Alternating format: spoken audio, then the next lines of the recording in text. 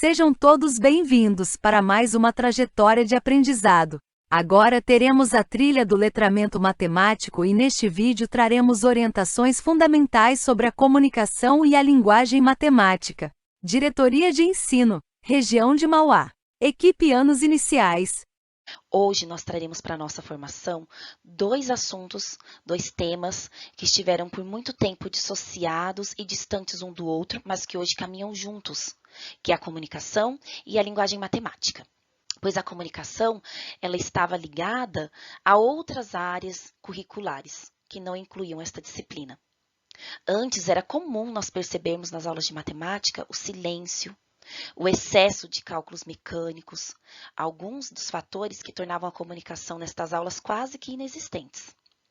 Porém, há vários estudos que apontam que para se aprender matemática exige-se comunicação, pois é através dela que as informações, conceitos e representações são transmitidas entre as pessoas.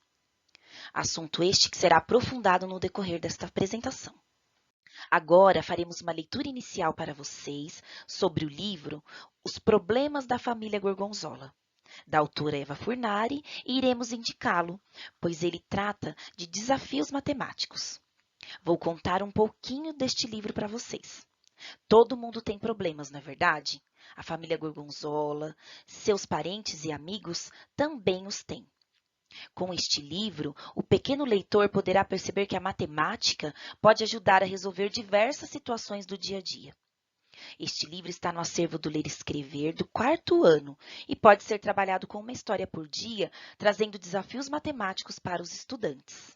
Vejam que Eva Furnari, logo na apresentação da proposta do livro, ela já tranquiliza o leitor, que por acaso não consiga sucesso testando a sua inteligência para matemática. Afinal, há muitas outras que lhe permitirão chegar ao sucesso. Com esse livro interativo, a autora aponta novas possibilidades para o processo de aprendizagem, como vemos nesta página apresentada. Nesta primeira parte do livro, a autora começa a apresentar a família. Vejam que nesta ilustração ela traz o seu Otto. Olhamos agora para os personagens da família Gorgonzola. Temos aqui a Dona Bárbara, os 3 filhos e o cachorro. Prestem atenção no problema que eu vou ler para vocês. Então, vamos lá. A família Gorgonzola. Neste verão, os Gorgonzolas compraram um barco novo. Seu Otto Gorgonzola, muito orgulhoso, chamou a família para passear. Vieram todos, sua mulher, Dona Bárbara, os 3 filhos e o cachorro. Animadíssimos, correram para subir no barco. Seu Otto pesa 130 quilos. Dona Bárbara, 90 quilos. Os 3 filhos juntos pesam 150 quilos. E o espinafre, 10 quilos. O fato foi que seu Otto se esqueceu de ler as instruções e não viu o peso máximo que o barco suportava era 350 quilos. Será que o barco da família Gorgonzola afundou? Agora vamos à resposta. Número 1, o peso total deles é 380 quilos, portanto, o barco afundou. Ninguém sabia nadar, mas o espinafre salvou todo mundo, graças a Deus. Também no final do livro, vocês encontrarão a resposta para todos os problemas, são 15, que podem ser trabalhados um de cada vez, e o estudante irá anotando seus acertos para participar do teste divertido que é proposto lá no início do livro. Muitos de vocês com certeza já conhecem o livro e já trabalharam. Para quem não conhece, fica a sugestão de trabalho.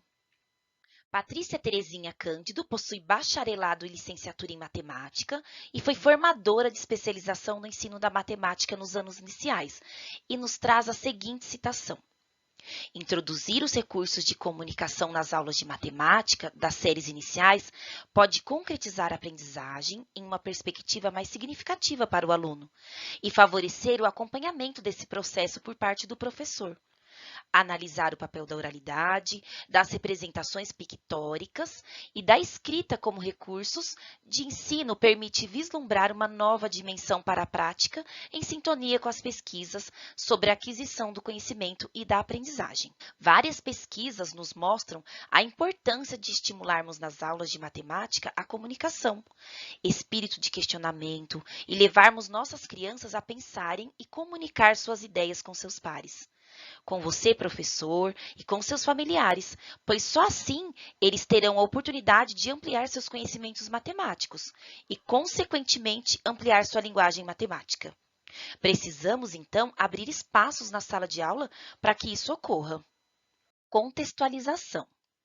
Diante do trabalho de qualificar a aprendizagem dos estudantes atendidos por esta diretoria, esta formação visa ampliar e fundamentar o conhecimento dos professores quanto à comunicação e à linguagem matemática, para que possam atender e fortalecer os trabalhos desenvolvidos junto aos estudantes, sob sua responsabilidade focadas no currículo de matemática e nas habilidades essenciais.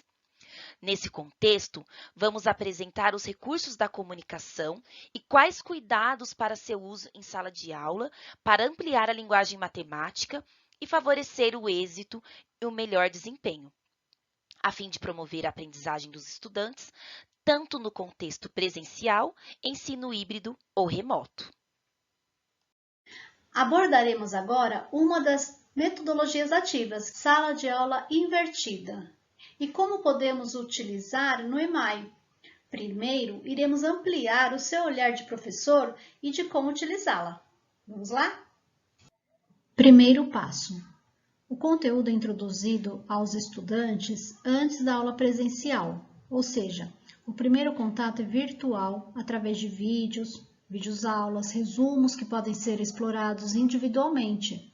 Nessa metodologia, o educador propõe o estudo de uma habilidade e os estudantes, pensando nos que já são leitores fluentes, entram em contato antecipadamente em casa, através de materiais digitais, como videoaulas, apresentações de podcasts, para já irem se apropriando do assunto a ser abordado antes de se iniciar este tema na sala de aula.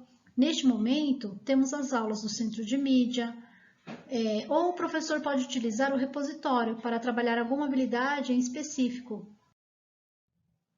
Segundo passo, o estudante pode rever o material caso tenha alguma dificuldade, além de fazer outras pesquisas que aprofundem o tema estudado de acordo com seu interesse. Esse é o momento em que ele vai levantar as dúvidas, comentários e complementos que levará à sala de aula. A criança, dessa forma, vai desenvolvendo a autonomia de estudo, já que ele pode selecionar o que vai assistir primeiro, qual a ordem que vai acessar os materiais, pode revê-los caso haja alguma dificuldade de compreensão e também realizar pesquisas paralelas. Para que isso aconteça, temos que estimular para que pesquisem assuntos ligados com as habilidades trabalhadas, não só em matemática, mas até em outras disciplinas. Terceiro passo. Em sala de aula, os alunos tiram dúvidas e o professor propõe e orienta projetos, atividades e debates acerca do tema. O momento presencial, portanto, deve não só trazer conteúdos, mas desenvolver habilidades intra- e interpessoais. E o que seria, intra- e interpessoais? Intrapessoal diz respeito a uma inteligência de conhecer a si mesmo e utilizar plenamente as próprias competências, ou seja, ser capaz de conhecer suas emoções e pensamentos com clareza. A interpessoal é a habilidade de trabalhar em equipe, aprimorar a comunicação, a empatia e a escuta ativa. Então, esse é o momento de propor atividades que favoreçam a troca de experiências, tirar as dúvidas, debater, trazer assuntos complementares e desenvolver projetos e atividades em grupo. No nosso caso, essa aula pode ser realizada de forma síncrona, através de uma plataforma como o Teams, o Meet, o WhatsApp Sala de Aula. E é uma forma diferente da tradicional, em que o professor primeiro faz a sua aula expositiva e depois o estudante realiza a sua atividade. Pode acontecer que nas aulas de matemática do Centro de Mídia, alguma resolução de problema não tenha ficado claro para a criança. Então, é o momento de propor a socialização de estratégias para ver como os estudantes estão pensando e se estão evoluindo em seus pensamentos matemáticos. Não podemos esquecer de explorar a linguagem matemática. Quais são os benefícios de se trabalhar com essa metodologia ativa da sala de aula invertida? Ela gera a construção do conhecimento, a criatividade, a autonomia, gera automotivação, colaboração e organização. Tudo isso auxilia o estudante a ser protagonista. Essa abordagem gera oportunidades significativas, além de respeitar o tempo de aprendizagem de cada um. Vocês verão como podemos utilizar a sala de aula invertida para possibilitar a ampliação da comunicação e, consequentemente, a linguagem matemática. Esperamos que esta metodologia ativa possa ser bem explorada neste momento. Comunicação em matemática. A utilização da comunicação nas aulas de matemática é importante para que o estudante mergulhe num processo metacognitivo, ou seja, ele precisa refletir sobre o que fez ou o que pensou, construir esquemas mais elaborados de pensamento, organizar mentalmente esses pensamentos e ações para aprender de novo e com mais qualidade e profundidade. Matemática não é só sobre números, contas armadas e regras. Os matemáticos não calculam coisas simplesmente em busca de resultados. Têm de pensar sobre eles, compreender o passo a passo do que estão fazendo, defender suas escolhas e por que de estarem fazendo de uma determinada maneira e não de outra. Em sala de aula deveria ser assim também. O ideal seria que nós, educadores, nos preocupássemos em fazer a turma pensar em vez de apenas buscar a resposta certa, e que estimulássemos os estudantes a explicar a resolução que propõe com justificativas, em lugar de somente buscar o resultado certo. Precisamos trazer para as nossas aulas a comunicação através da escuta ativa. Nossos estudantes precisam pensar e discutir sobre matemática.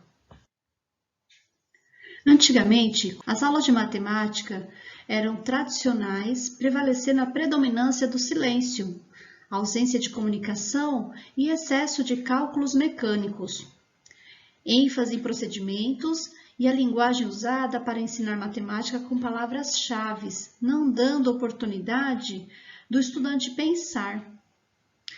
Atualmente sabemos que precisamos estimular nossas crianças neste processo. A oralidade é fundamental nesse processo para buscar as noções de conhecimento prévio que o aprendiz tem sobre qualquer conteúdo, inclusive o de matemática. Precisamos partir do que ele já sabe para ampliarmos seus conhecimentos matemáticos. Utilizar a socialização de estratégias é muito importante, pois quando expõe seus pensamentos, explica como interpretou um problema e demonstra o raciocínio que usou para resolvê-lo. O estudante organiza ideias e reflete sobre aquilo que aprendeu.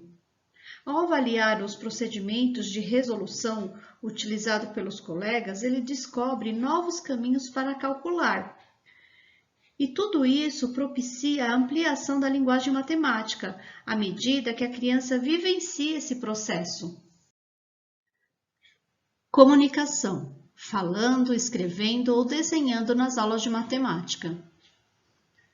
Quando temos a concepção de que a resolução de problemas está ligada à aprendizagem de habilidades, a comunicação é essencial, pois o estudante falando, escrevendo ou desenhando nos dará indícios do que aprendeu e do que precisa aprender.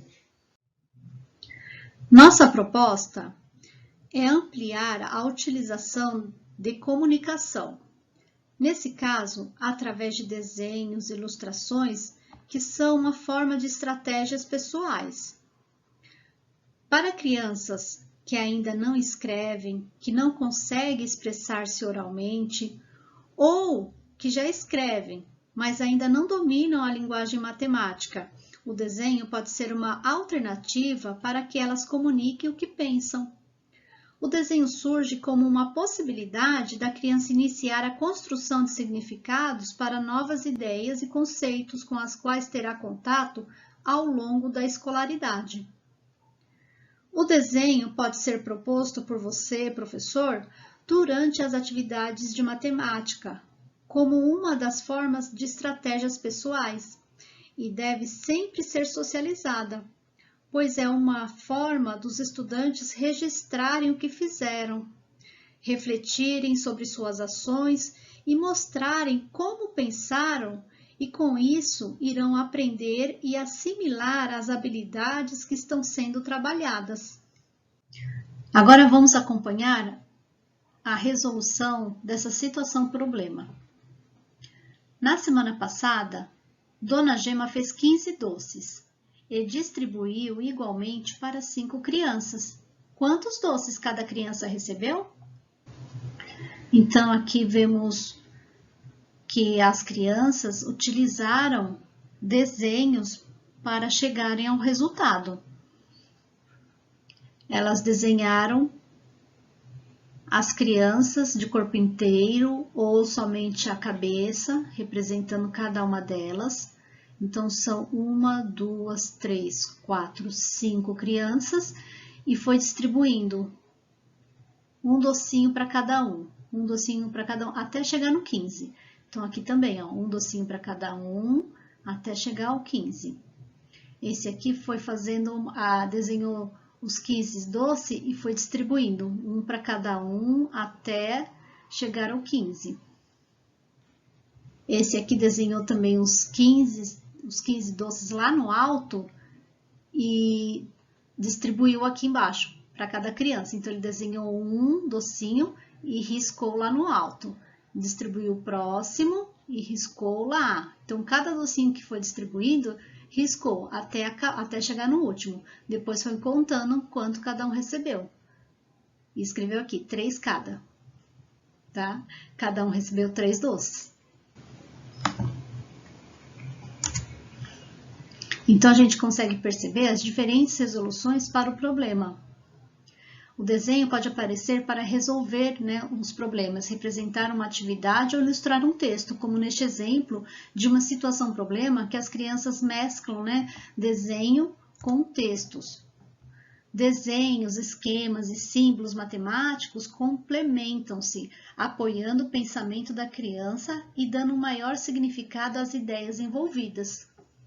Escrever nas aulas de matemática. A escrita é outro recurso que podemos utilizar nas aulas de matemática, pois auxilia no resgate da memória, uma vez que muitas discussões orais podem ficar perdidas sem o registro do texto. Também possibilita a comunicação à distância, já que as crianças podem escrever o que pensaram.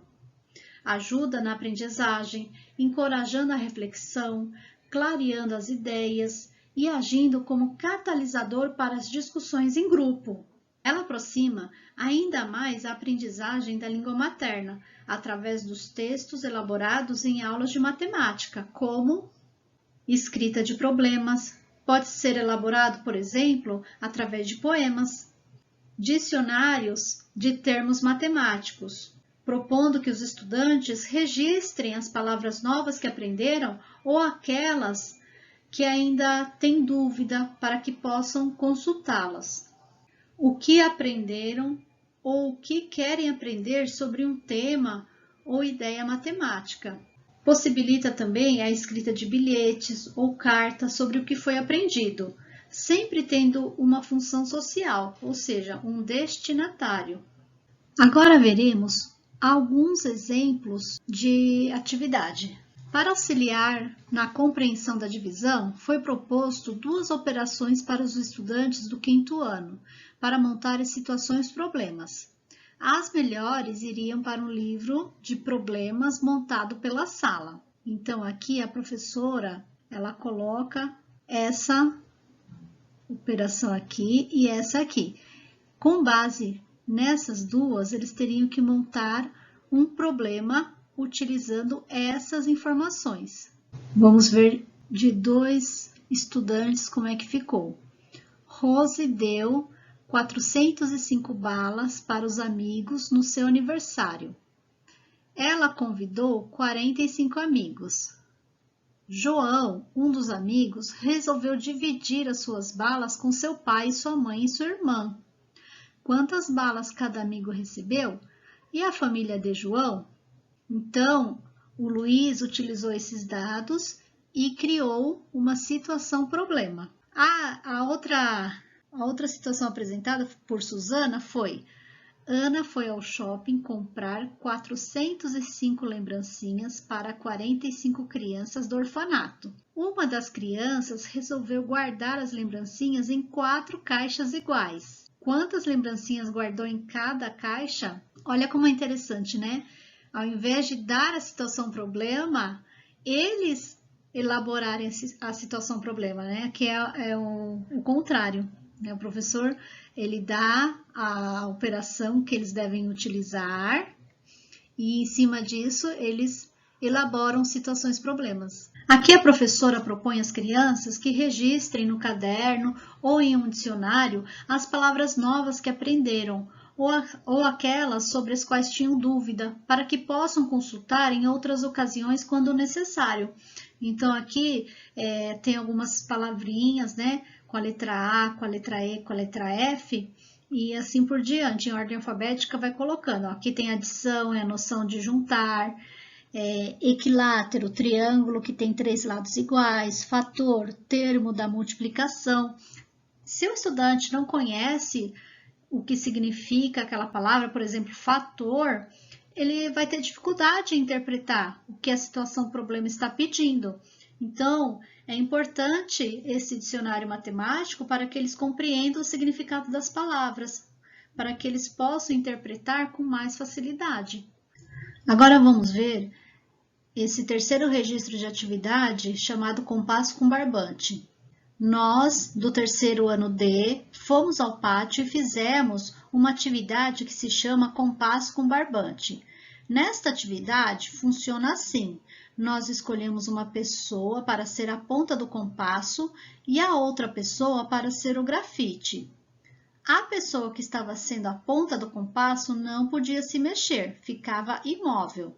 Nós escolhemos que o barbante ficava na batata da perna e o giz era, aí continua aqui o relato do que a criança aprendeu na aula. No quarto exemplo, é uma carta de uma criança do 4º ano explicando aos pais o que sabia sobre o cubo. Inicialmente escrita à mão, depois a carta passou por uma reescrita e depois foi digitada para ser enviada aos pais. Então ela está escrita assim: Oi pai, oi mãe, tudo bem? Eu estou bem. Nós gostaríamos de explicar para vocês o que estamos aprendendo nas aulas de matemática. Vamos falar sobre o cubo. O cubo é um sólido geométrico que tem 6 faces, tem 8 vértices e 12 arestas. As faces são o lado do cubo, os vértices são as pontas do cubo e as arestas são as dobras do cubo. Muitas pessoas confundem as figuras com os sólidos. Nós podemos fazer o cubo de várias maneiras, só que todas as maneiras têm que ser com 6 faces. Ou procurem formas parecidas com o cubo na nossa casa. Vocês, desenhando um lugar, não vão perceber que desenharam um monte de sólidos geométricos. Se vocês desenharem uma cozinha com uma geladeira, essa parece um sólido, o bloco retangular, e assim por diante. Gostaram? Que tal conversarmos mais sobre o cubo num outro momento? Obrigado, beijos, Rafael, Rodrigo e Michele. Então, essa foi uma carta direcionada aos pais e produzida em grupo.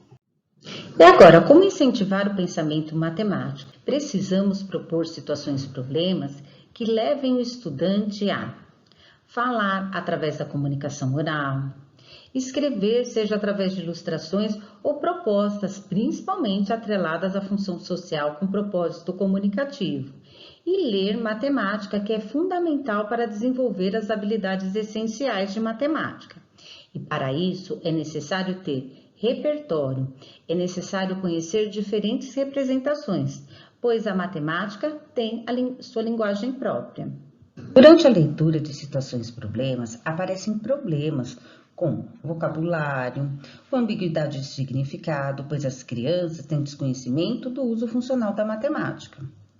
Você tem que conduzir o trabalho, é um trabalho compartilhado com maior interação entre professor e estudante com estudante. Tem que haver modelização. Neste momento é importante o trabalho de você, professor, com aulas síncronas, através da sala de WhatsApp, pelo Teams ou pelo Meet. É conteúdo e tem necessidade que você oriente e possibilite utilizar diferentes estratégias. Temos que promover discussões de conceitos, dar acesso aos termos da linguagem matemática. Circula em todas as áreas a leitura, vai ter que atender, neste caso, a especificidade de cada área, neste caso seria da matemática. Precisa de exploração da linguagem própria. Ivanete Zucchi, 2004, do Departamento de Matemática da Universidade de Santa Catarina, lembra que, decodificando a simbologia matemática, o estudante terá maior facilidade para entender os conceitos.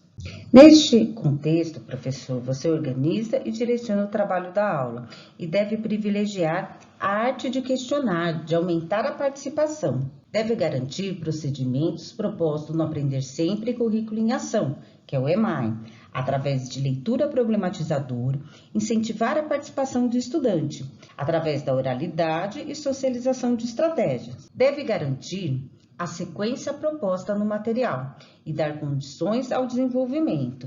Interagir com o estudante, discutindo a proposta e orientando quanto à linguagem. Trazer situações problemas com a diversidade de respostas e também não oferecer uma única solução para exercícios de matemática. Temos que colocar questões, propor situações que relacionam a matemática com a realidade, através da função social, que permita uma troca de experiência entre as crianças. Temos que ampliar o vocabulário matemático e fazer com que as ideias e procedimentos sejam compartilhados. E, por fim, ensinar procedimentos de leitura no texto matemático. Temos que ampliar conhecimentos e competências linguísticas, construir novos sentidos e aumentar a participação dos estudantes. Nas situações propostas, você, professor, é responsável por fazer as questões, por promover boas situações, partilhar ideias e termos matemáticos. A resolução pode ser através de parceria e deve possibilitar a interação, discussão, argumentação, negociação dos significados e também levar à compreensão. Tem que ter a socialização das estratégias, que são fundamentais e são muito utilizadas na resolução, que devem incentivar práticas discursivas das representações matemáticas através da comunicação. E elas têm que serem conduzidas com clareza, incentivando sempre a participação, relacionando com outras aprendizagens e conhecimentos. Temos que utilizar procedimentos de leitura no texto matemático. E você, professor, tem que modelizar e conduzir as estratégias de leitura. De ler, de selecionar, de localizar os dados, de fazer com que as crianças compreendam a pergunta. O objetivo é levar a autonomia da leitura do estudante. E, por fim, favorecer o desenvolvimento do pensamento matemático através da comunicação problematizadora e também da interação.